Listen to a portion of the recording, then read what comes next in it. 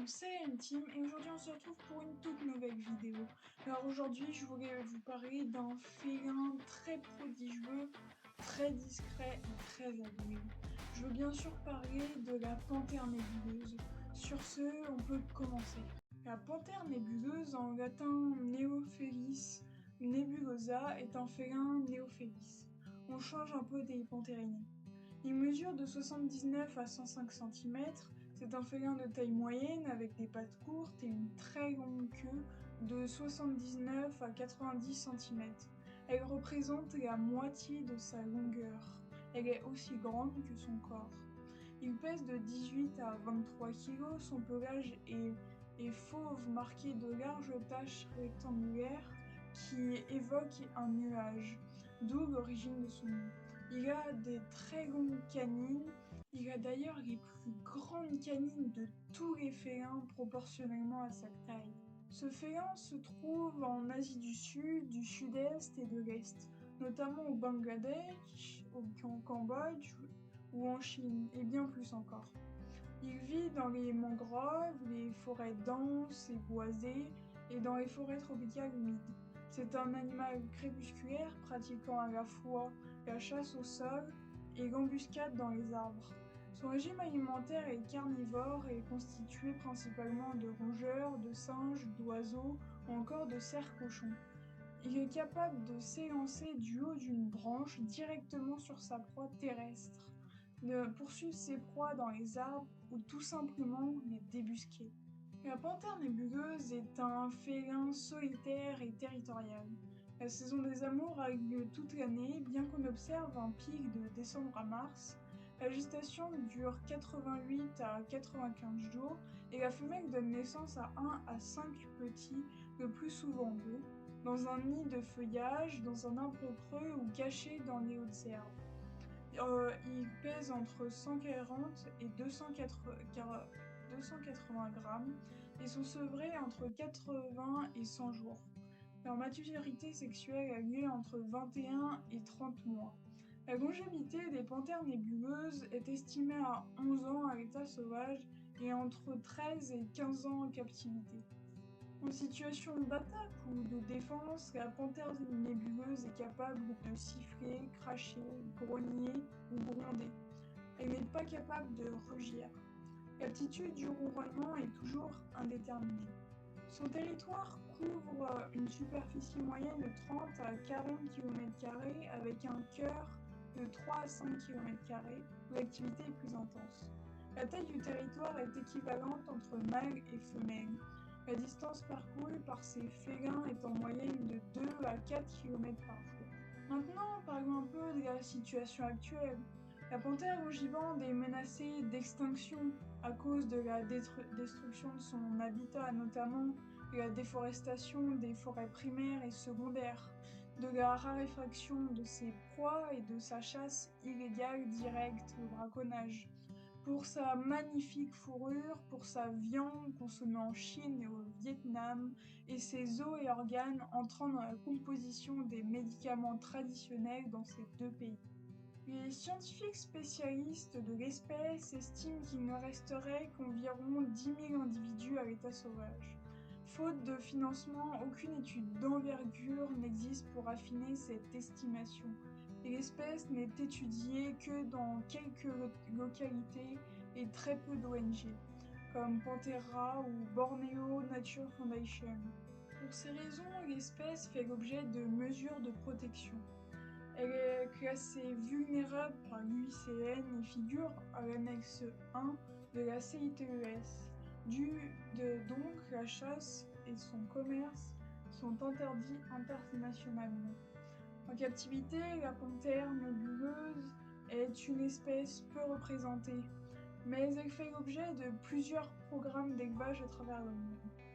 Mais sa reproduction en parc zoologique reste difficile, car ses besoins ne sont pas totalement compris et les mâles sont peu tolérants et peuvent être agressifs envers les femelles. Maintenant, parlons un peu des menaces qui pèsent sur la panthère nébuleuse. Tout d'abord, la déforestation dans les zones tropicales d'Asie du Sud-Est, qui représente l'une des menaces les plus sérieuses pour la panthère nébuleuse.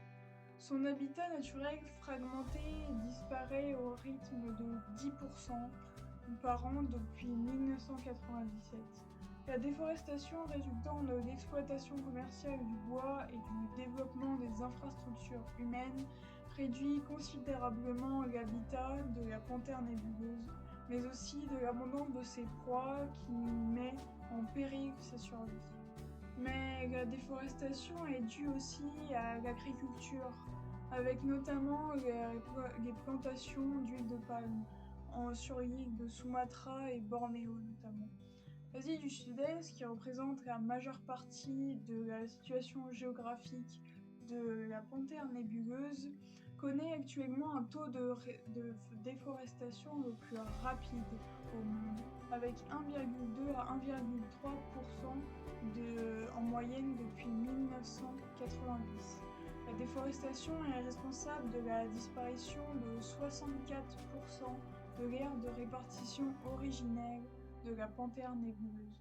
Ensuite, la panthère nébuleuse est fréquemment braconnée pour ses dents ou sa peau qui sert de décoration, ainsi que ses os utilisés par la médecine traditionnelle asiatique.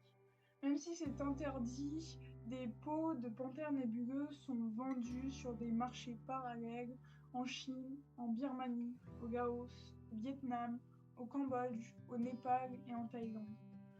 En Thaïlande et en Chine, le félin apparaît également au menu de certains restaurants pour touristes asiatiques fortunés. Selon les données collectées par Traffic entre 2001 et 2010, la panthère nébuleuse est le troisième félin le plus vendu sur les marchés du Myanmar. Comme dit précédemment, le commerce international de la panthère nébuleuse est donc interdit. Par ailleurs, elles font l'objet d'une protection dans tous les pays où elles vont. Leur chasse est donc strictement interdite et censée faire l'objet de poursuites judiciaires.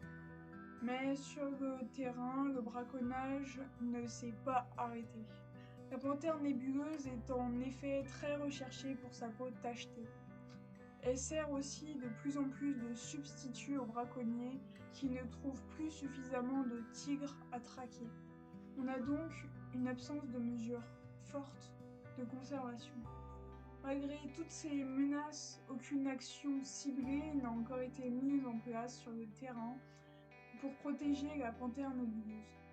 Bien sûr, il existe des programmes de sauvegarde pour d'autres espèces emblématiques, comme le tigre par exemple, et qui profitent par ricochet à la panthère nébuleuse, mais cela ne suffit plus. Avec une population de moins 10 000 individus, il est crucial de commencer à mettre en œuvre des mesures de conservation efficaces et ciblées. Mais il ne faut pas oublier que pour protéger une espèce, il faut d'abord mieux la connaître et tenter d'établir des recensements de population. Nous devons identifier les zones prioritaires et les relier entre elles, puis rechercher une meilleure gestion des aires protégées et travailler avec le secteur agricole pour développer davantage de pratiques respectueuses de la faune afin que les panthères puissent se déplacer en toute sécurité à travers les paysages agricoles. Ensuite, outre la perte de son habitat, la diminution de la forêt accroît les tensions avec les éleveurs dont le bétail peut être attaqué par la panthère nébuleuse. Comme de nombreuses autres espèces de félins, la panthère nébuleuse est souvent abattue en réaction aux attaques qu'elle perpétue sur les animaux domestiques. Enfin, l'élevage conservatoire. Cet élevage fondé sur quelques spécimens ont donné des descendants, mais le faible nombre de membres de l'espèce provoque un appauvrissement génétique, ce qui rend la reproduction plus risquée, plus compliquée et plus faible. C'est malheureusement l'un des félins les plus difficiles à faire reproduire en captivité, les couples ayant un comportement agressif l'un envers l'autre. Il arrive notamment que les mâles tuent la femelle durant la phase d'accouplement, lors de la morsure d'un cou. Ces canines peuvent transpercer la colonne vertébrale ou le cou. Maintenant, citons quelques solutions. En captivité, la méthode la plus efficace pour former un couple reproducteur est d'élever le mâle et la femelle ensemble dès leur plus jeune âge. En effet, le mâle et les femelles peuvent montrer un comportement agressif lors de l'accouplement. Il y a aussi l'existence de centres de conservation de la panthère nébuleuse aux États-Unis, en Europe et en Asie. Ces centres ont pour but commun le maintien de la diversité génétique de la panthère nébuleuse et d'un nombre suffisant d'animaux pour éviter son extinction totale. À cette fin, les panthères nébuleuses sont élevées en captivité et des programmes de reproduction organisent la gestion ex situ de la population. De plus, des fécondations in vitro sont donc réalisées pour augmenter les chances de réussite avec le meilleur capital génétique possible. Les bébés nés en captivité sont retirés à leur mère dès la naissance et élevés par les agents du centre de façon à maximiser leurs chances de survie. Ensuite, depuis quelques années, la question de la réintroduction de la panthère nébuleuse à Taïwan est un sujet de plus en plus mis sur la table sur la scène scientifique et environnementale. En effet, il existe à Taïwan une forte volonté de la communauté scientifique de réintroduire ce félin dans le pays. Cette réintroduction rétablirait un équilibre en palliant le manque de gros prédateurs et en prévenant ainsi l'augmentation de la population de singes, de sangliers et de muntjacs. En effet, le retour potentiel de la panthère sur l'île est perçu par certains comme la meilleure solution pour rééquilibrer l'écosystème et la chaîne alimentaire. Enfin, les efforts de recherche sur la panthère nébuleuse se basent à la fois sur l'étude des individus captifs et sur les individus sauvages et de leurs interactions dans l'écosystème. Ces recherches sont menées afin d'augmenter nos connaissances sur ce félin et de mieux comprendre son comportement, mais également pour mettre en place des programmes de sauvegarde de l'espèce adaptés. Maintenant, citons quelques améliorations. La panthère nébuleuse de Taïwan est une sous-espèce de panthère nébuleuse qui, comme son nom l'indique, est endémique de l'île. Autrefois répandu, le félin a connu un déclin progressif de sa population, notamment dû à l'exploitation forestière, jusqu'à disparaître complètement de son habitat naturel. De 1990 à 1993, des spécialistes taïwanais ont mené une étude de terrain dans la réserve naturelle de Dawashan, durant laquelle ils ont installé quelques 400 pièges photographiques. Au total, quelques 16 000 clichés ont été pris, mais aucun n'a révélé la présence d'un spécimen vivant. Selon les rapports, la dernière observation confirmée remontait à 1983 et les dernières traces identifiées à 1989. En l'absence de nouvelles observations, les chercheurs ont déclaré officiellement l'espèce éteinte dans la nature en 2013. Mais le félin ne semble pas avoir dit son dernier mot. Depuis 2013, les spécialistes et les tribus locales se refusent en effet à retirer l'animal de la liste et de le déclarer éteint, alors qu'il demeure un symbole des espèces endémiques à Taïwan. Certaines populations locales disent avoir vu quelques spécimens dans la forêt, mais pour prouver que l'espèce soit véritablement réapparue, il faudrait l'avis de spécialistes.